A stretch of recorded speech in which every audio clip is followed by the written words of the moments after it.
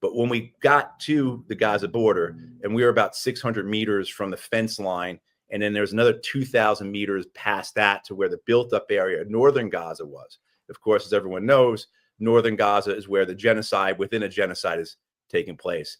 So we were a mile and a half or so from 300,000 people who were being forcibly starved to death by the Israelis. What is grotesque and absurd and obscene that I was not expecting was where we went to look at Gaza. I was expecting we would go to a hillside or there'd be a field that we could look across or something. We went to an observation platform, Judge. We went to an observation deck, just like you have overlooking Niagara Falls, including with the big binoculars where you put the coins in so you could see.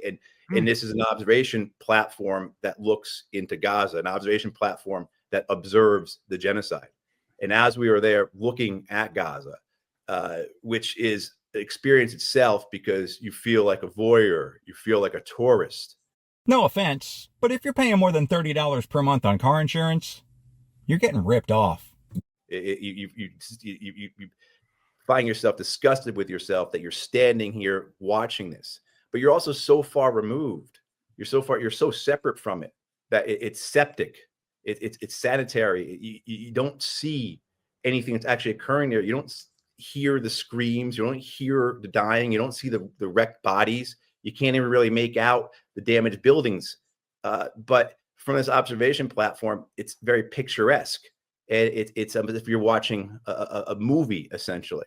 But what was really, and I'm still trying to come to terms with this, I'm trying to find the right words to describe this, and was the fact that as we were there trying to understand how we were relating to this genocide occurring in front of us, an Israeli school field trip showed up.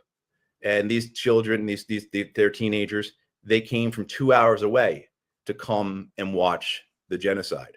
And the first rush of boys to the top of the hill to that observation platform, when they caught sight of Gaza, when they caught sight of the genocide, they pumped their fists and they gave the middle finger to it, and they were very, very excited.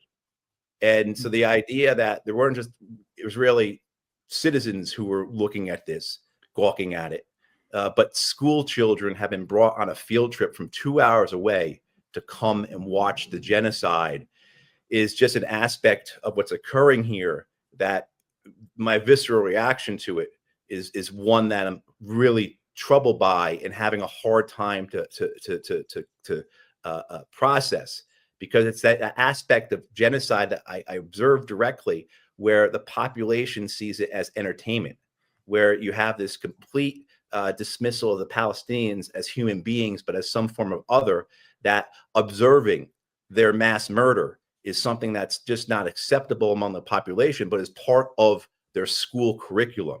So that is, sitting here a day after, as you can tell, I'm still trying to figure out what the hell I saw yesterday. And, I wrote a piece about this. It's on my Substack, and the subtitle was "The Horror